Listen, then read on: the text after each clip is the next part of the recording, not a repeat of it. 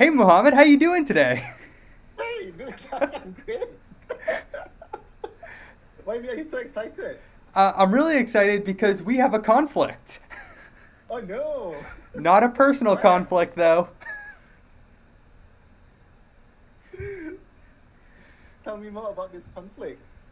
Well, we were trying to merge a new branch and I ran into an issue where I couldn't merge it because there was a conflict with the main branch. Ah, can we look at this conflict on GitHub? Yeah, let's go ahead and open up GitHub. So what do we have here? So we someone made a PR, and that someone was me.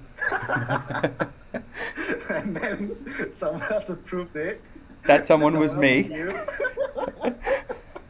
I know we have a conflict, but thankfully it's only one file. So this should be quick to resolve. And the nice thing about GitHub is that when there's a merge conflict, it offers you an option to resolve it. So if you click that resolve conflicts button, you'll be directed. Don't click it. Don't click it. We're going to do this in VS Code. But if you click that button, you'll be directed to a UI still in your browser to figure out, how to resolve the conflict yourself. But we are going to try to resolve the conflict using VS Code. And so if you look at the bottom, there's that piece of text that says you can also open this in GitHub desktop or view command line instructions. So let's click the command line instructions. We will do everything in step one. Okay. So let's copy that.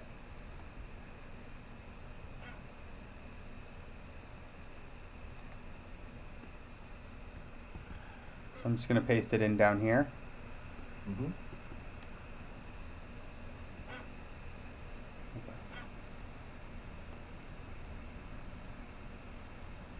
Yep. So it's still working. Okay, see, there's a conflict. And then, yeah, all right. So the three commands have been run, and do you see any changes? Did you notice any changes Any changes? in the UI? Yeah. So for one thing down here, there's the plus sign next to the name of the branch. Mm-hmm. Um, but no, I wasn't paying attention to the left. Okay. The important bit to be aware of is this one here. Okay. So what is in what is under the stage changes means it's fine. There's no conflict there. Okay. What is under the merge changes means there's a conflict there that we need to resolve manually. So, and in this case, like as we expected, there's only one file that has a conflict. This is consistent with what we saw on the GitHub UI, right? So let's Mm-hmm. click that file and work through the conflicts. Have you clicked it? Right? Oh, you have? Yep. No, you haven't. Create plots. Can you close the create plots? Okay. Now click it again on the UI, on that source control pane. Here we go. Yeah, so this is what I want. This is what we should have seen earlier. If you notice, um, here, wait. Do you see these two arrows here, up and down? Oh, nope, because Zoom is in the way. Oh, I'm moving our picture. Okay. Yep, I see these two arrows. yeah. So these arrows, if you click them, it allows you to navigate to the parts of the file that is showing a conflict. So yeah, let's go to the next conflict. So in this case, there's none. If you notice down here, there's this pop-up that says no other merge conflicts within this file. So in this case, we only have this one conflict here. And if you look at here, these are your options to resolve the conflict. The first one is accept current change. What is current change? It's already labeled there. So the line 10, if you click accept change, what will happen is that line 10 and line 10 until line 14 will be accepted over lines 16 to 18.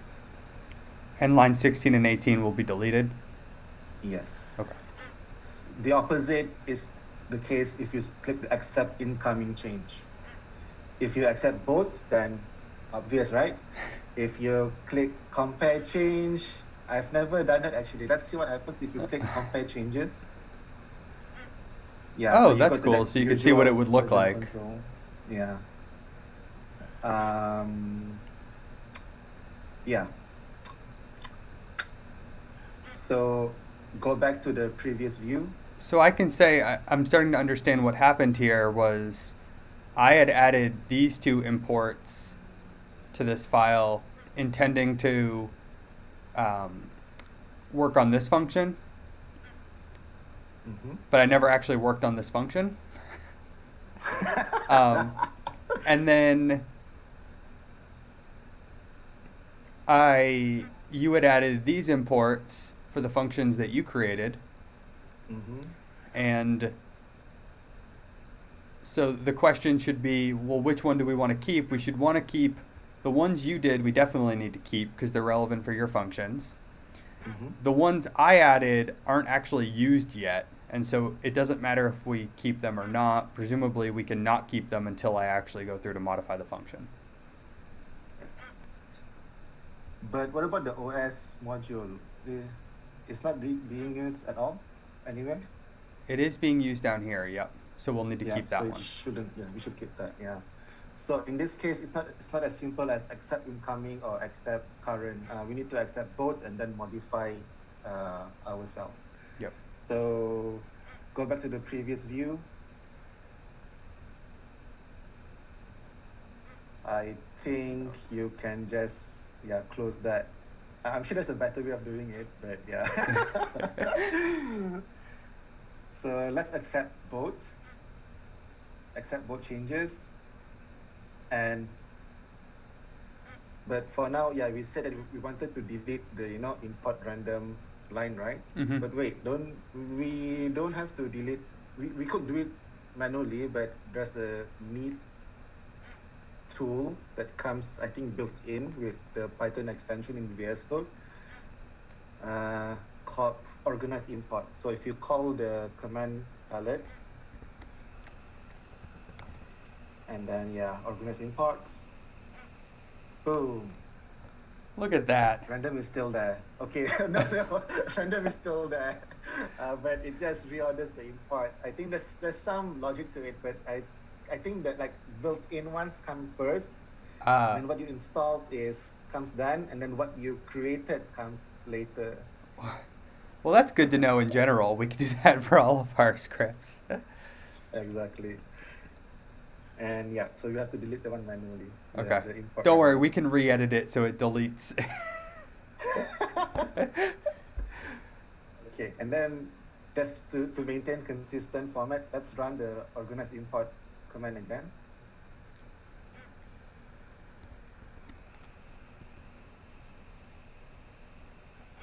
All right, so it ran and then this time nothing changes, so okay. So at this point, we've already resolved our conflict.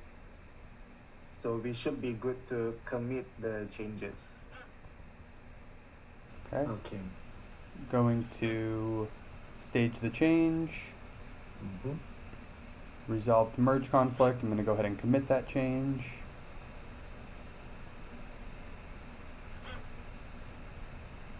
And now you can push it.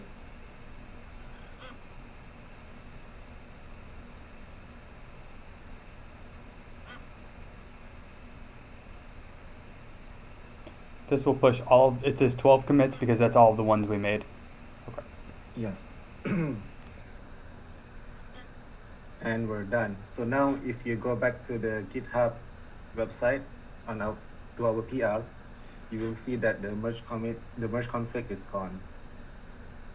Refresh.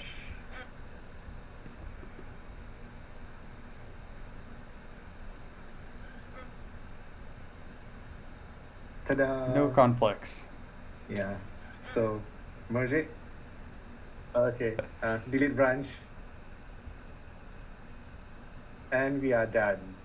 And so now So what I mhm, can do is I can go back to main. I can use the command palette to delete the branch locally. mhm. And then I can go ahead and pull from to get the main updated on my computer. Yes. All right. So to summarize, how do we go about dealing with merge conflicts using VS Code? Step one, if you're using GitHub, that's good because you get a set of command lines that you can run on VS Code to generate the UI to resolve the merge conflict. So you run those lines in VS Code, and then VS Code will automatically show you a list of files that have the merge conflicts. So you have to click on each file individually, and then you have that nice arrows that you can use to navigate to each conflict in the file. And then for each conflict, you have the option of accepting the incoming or the current changes, or both, or do a diff to understand why how this conflict arose. Mm-hmm. In our case, the conflict was very easy. It was easy for us to determine why it arose and to figure out the right way to resolve it. But in practice, it may not always be the case, especially if you work with large teams and you implement complicated features. Then once you've resolved the conflict, you do the commit as usual, and then push it back to the GitHub into the PR as usual, and then the rest is straightforward. Awesome. Yeah, and in this case, it was pretty easy because it was easy to fix, but it was also instructive because it was me starting to work on something that overlapped with what you were working on. And I can imagine that happens pretty easily, as you said, especially the larger the team. Yeah. So, well, until next week, Mohammed. All right, Zach. Take care. Bye. Ciao.